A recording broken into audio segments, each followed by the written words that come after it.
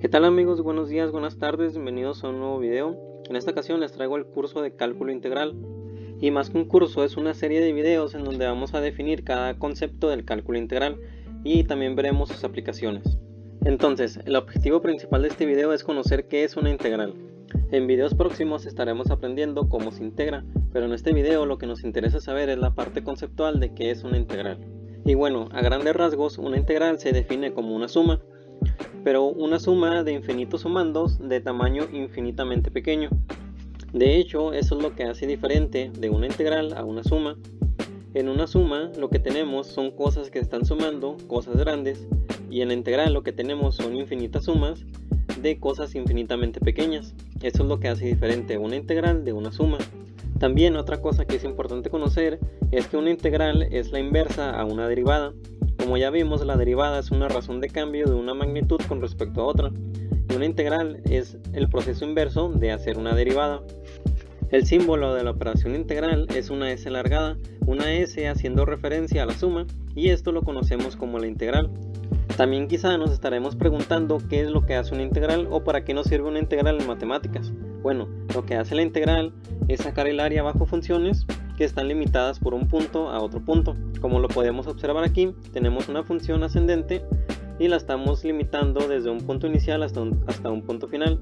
Y lo que hace esta integral es calcular el área bajo esta curva, esta área que podemos ver aquí que se forma. Pero para entender mejor lo que es sacar un área bajo una curva, es decir, de la curva que forma la función, tenemos que recurrir a las sumas de Riemann, y lo voy a tratar de explicar brevemente para entender mejor lo que es una integral. Primero comenzamos dividiendo esta área bajo esta curva en pequeños rectángulos, como lo podemos observar aquí. Aquí también podemos intuir que la suma de cada área de cada rectángulo nos da el área total que se forma bajo esta curva. Aquí también lo que haré es nombrar a cada rectángulo como delta x, delta x2, delta x3 y delta x4. Esto para saber que esta área se está limitando por ciertos rectángulos que tienen un valor. Aquí lo que nos trata de decir este delta x es solamente el tamaño del ancho que mide cada rectángulo. Entonces, como podemos recordar, para sacar el área de un rectángulo es base por altura. Entonces lo que haremos es multiplicar este delta x por la altura de cada rectángulo. Entonces lo que haremos para calcular el área de estos rectángulos es solamente la base por la altura. Y también tenemos que sumar cada área de cada rectángulo para sacar un área total. Y lo podemos representar por medio de esta ecuación, en donde lo único que estamos haciendo es sumar cada área, y para sacar el área estamos multiplicando la altura por la base. Hay que recordar aquí que lo que hacíamos para sacar el valor de y de una función solamente era evaluar a x en un punto. Entonces es lo que estamos haciendo aquí. Estamos dándole un valor a x, por eso he colocado x sub 0 de la función. Entonces, evaluando x sub 0 en la función nos da el valor de y el valor de y es precisamente la altura, y delta x es la base. Entonces lo que tenemos es base por altura, y la base por altura es el área de cada rectángulo. También lo que podemos notar aquí es que tenemos un factor común en cada uno de esos sumandos, que es a delta x. Entonces lo que haremos es sacar factor común y lo vamos a colocar de esta manera. Lo que hicimos en esta parte fue factorizar esto de arriba. Como podemos ver, tenemos un factor común en cada uno de los sumandos.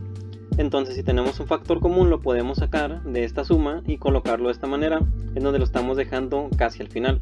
Ahora, esta parte también la podemos representar por esto, porque lo único que estamos diciendo aquí es que estamos evaluando la función en cada uno de los puntos, y lo podemos representar por medio de esta forma.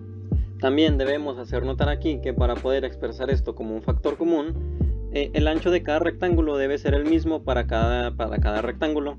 Entonces, una vez que tenemos un factor común en cada una de las sumas, lo podemos sacar y colocarlo hasta el final y multiplicarlo ya ahora sí por la suma de cada uno de esta función evaluada en un punto.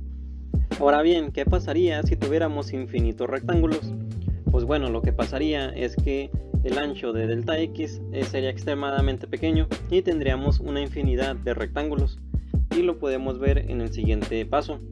Supongamos aquí que tenemos infinitos rectángulos con un tamaño delta x infinitamente pequeño. Entonces esto lo tendríamos que representar de esta manera, en donde ahora estamos tomando el límite cuando n tiende a infinito, que n es precisamente el número de rectángulos, y lo estamos haciendo infinitos rectángulos para calcular el área de cada uno de esos pequeños rectángulos y después sumarlos todos. Entonces lo que nos dice esta suma de Riemann es que estamos teniendo infinitos rectángulos y estamos sacando el área de esos rectángulos infinitamente pequeños. Y yo creo que esto ya nos dice algo, porque la definición de una integral es la suma de infinitos sumandos de tamaño infinitamente pequeño. Entonces, que tengamos infinitos rectángulos también quiere decir que el tamaño de delta x será infinitamente pequeño. Por lo tanto, debemos de tomar el límite cuando delta x tiende a 0 de la suma de los rectángulos de espacio infinitamente pequeño, es decir, de ancho infinitamente pequeño.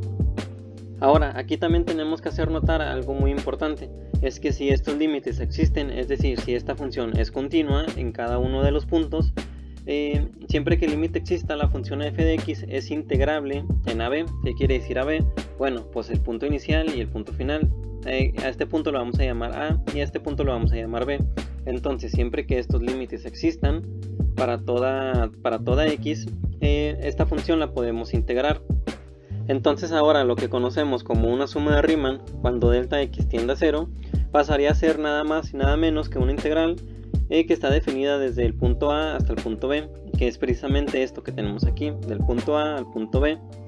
Entonces lo que nos dice esta ecuación de aquí, o este operador, es que le coloques una función y le des un valor inicial a un valor final, y lo que te hará esta cosita de aquí es que te va a calcular el área desde un punto inicial hasta un punto final. Y esto que tenemos acá también nos dice que le coloques aquí una función y te la va a integrar desde un punto hasta otro punto, y las dos te darán el área bajo esta curva. Entonces lo que nos trata de decir esta expresión que tenemos aquí es que si le colocamos una función y le damos un valor inicial a un valor final, lo que nos hará es calcular el área bajo esa región limitada que se forma. Entonces es precisamente lo que haremos, vamos a introducir una función tanto aquí como aquí y veremos los cambios que tiene cada una. Como podemos ver aquí, estamos introduciendo exactamente la misma función, pero con algunos cambios. Lo que estamos haciendo es cambiar x inicial por solamente x y el delta x por dx, que el delta x y el dx es aproximadamente igual, pero con un pequeñísimo margen de error. Entonces lo que estamos haciendo aquí es cambiar el límite de la suma de f de x por la integral de f de x, que como ya mencionamos al principio, lo que significa este signo es una s alargada, en señal que estamos haciendo una suma. Pero como ya dijimos, una suma de infinitos sumandos de tamaño infinitamente pequeño. Entonces también estamos cambiando a x inicial por solamente x y el delta x por el dx, que también el delta x, como ya dije, es aproximadamente igual que el diferencial de x. Entonces, ya en conclusión, cuando tomamos el límite de delta x tendiendo a 0 de esta suma, lo que tenemos es exactamente una integral definida desde A a B.